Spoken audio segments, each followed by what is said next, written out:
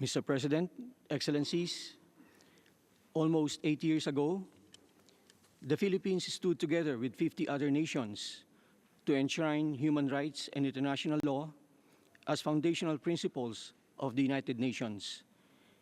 We carry this legacy with a deep sense of responsibility and an unwavering commitment to multilateralism.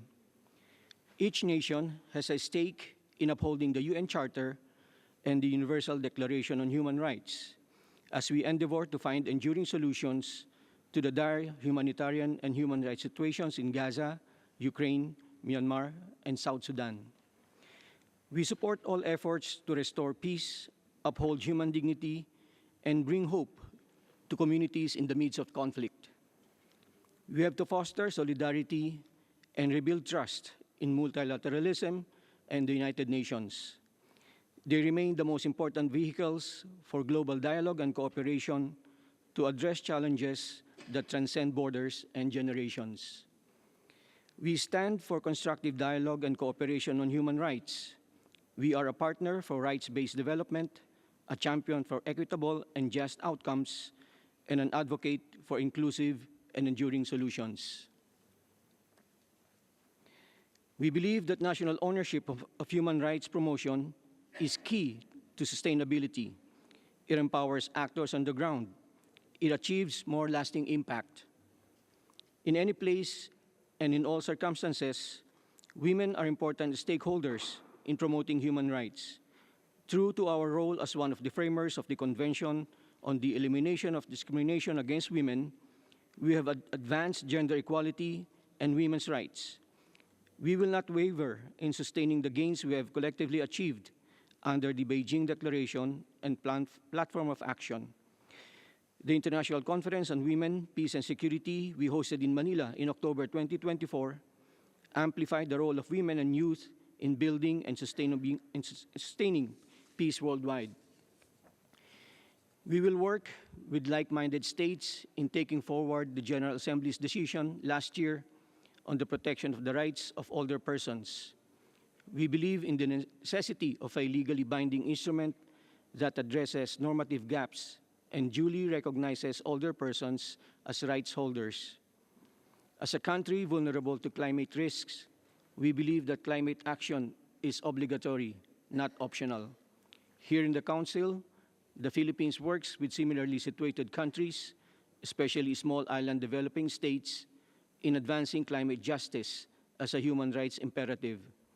We welcome the advisory opinion of ITLOS and ICJ proceedings on states' legal obligation to combat climate change. We are privileged to host the board of the Loss and Damage Fund, a critical mechanism for equity-based climate finance. We urge developed partners to scale up climate action in line with the UNFCCC and its Paris Agreement. The Philippines will continue to lead efforts in shaping a human rights-based framework for disaster response, including a treaty on the protection of persons in the event of disasters. We call for renewed efforts to protect the rights of migrants everywhere. We need more dialogue to strengthen global frameworks that ensure safe, orderly, and regular migration for all. Last July 2024, the Council adopted the Philippine-led resolution on seafarers' rights, recognizing the indispensable role of seafarers in keeping global supply chains running. I am pleased to announce that the Philippines will organize an international conference in September this year to heed that resolution's call for enhanced protection of the human rights of all seafarers at all times. We believe that open, accountable, and transparent governance is vital to the realization of the SDGs and all human rights, including the right to development. Early this month, the Philippines hosted the 2025 Open Government Partnership Asia-Pacific Regional Meeting. We witnessed a vibrant space where states and CSOs shared visions on how citizens become true stakeholders in shaping their future.